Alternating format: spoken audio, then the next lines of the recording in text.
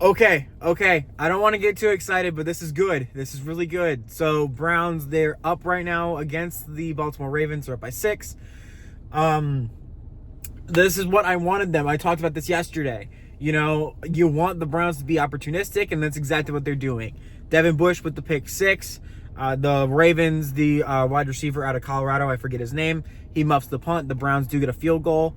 I will say, if we are going to say anything about that half, that was kind of a negative, I guess, not putting the ball in the end zone on that play to extend the lead even more and getting a field goal out of it instead of a touchdown. Maybe that comes back to bite us in this game. Maybe it doesn't. But the way this game is being played right now, you can just kind of feel like it's not like 20 points is going to win you this game. The wind that's in Cleveland right now, it seems to be kind of affecting Lamar Jackson and Dylan Gabriel as well. He missed some throws too today that are really questionable. Had the short throw that Gabriel missed a few times. Lamar had the pick 6 that was high. Maybe the receiver has to come down with that, but at the end of the day, he didn't. So Lamar missed that. So, the fact that Myles Garrett also is not in more contention for like defensive player. I know he's like the front runner right now for defensive player of the year, but like, what about like MVP right now? Like, no, I don't really can think other than maybe Patrick Mahomes, a player that is more valuable to a team than Myles Garrett is right now. And I know Myles Garrett is not winning MVP. That is an offensive award. There's no defense player that's going to win that really anytime soon.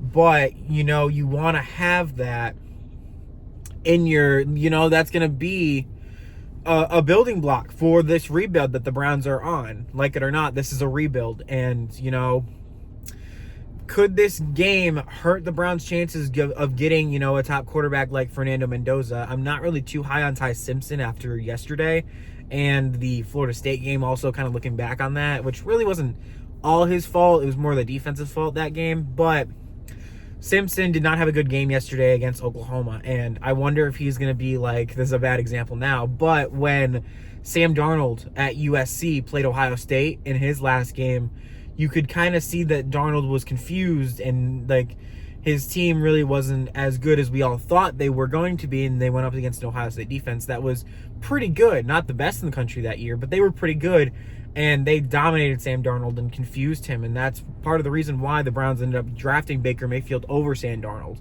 Was Baker Mayfield went to the playoff and had the really good game against Georgia in the Rose Bowl, and Darnold went to the Cotton Bowl, missed the playoff, and went to the Cotton Bowl against Ohio State and got dominated. So, it almost kind of looked like that with Ty Simpson, but, like, what are you going to do about that? I still think Fernando Mendoza is the best quarterback coming out of this draft class. Carnell Tate, who did not play yesterday, still looks to be wide receiver 1. I don't really think there's anyone that's going to jump him right now, at least, right now. But we'll see about that. That would be my dream round 1, is get Mendoza and Carnell Tate. Probably not going to happen with the Jags picking up a win today and them looking like a pretty decent team. We're probably going to get like, somewhere in the teens with that pick. Maybe even 20s if not Lamar. If Jacksonville is able to, make a run at the playoffs. And that could be a win for the Jags, Definitely a haul for Travis Hunter.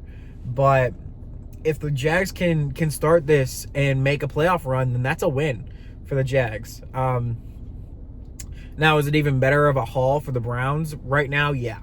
But, it's give and take with trades sometimes. Sometimes there's a clear winner, and sometimes there's really not, and the blurred lines are kind of there, and it's a win-win for both teams.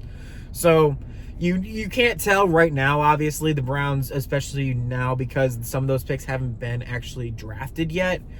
And and for the majority of those picks, this is their first year, and Travis Hunter is also out for the rest of the year, so you don't even know what he's going to look like coming back from that injury. So, Browns, they look really good right now. Gabriel looks okay. Quinshon Judkins looks really good when he is able to break a play open, he's gonna take it for 15 more yards that you're gonna give him 5. He's gonna take 15. So it's really all about the blocking there. If the offensive line is able to block better, because on the 4th down play where the Browns ended up getting an illegal formation and they had to punt it anyways, but short yardage is not really the Browns' specialty. And no good. The best running back, Derrick Henry is not going to be able to do that against a pretty bad offensive line. You know what I mean? He's not going to be able to do that with an offensive line that's blocking for him that's just not very good, like the Browns is. So if that's one thing, I will say the Browns got to capitalize on points, and they got to be able to slow down Lamar Jackson, which they have done.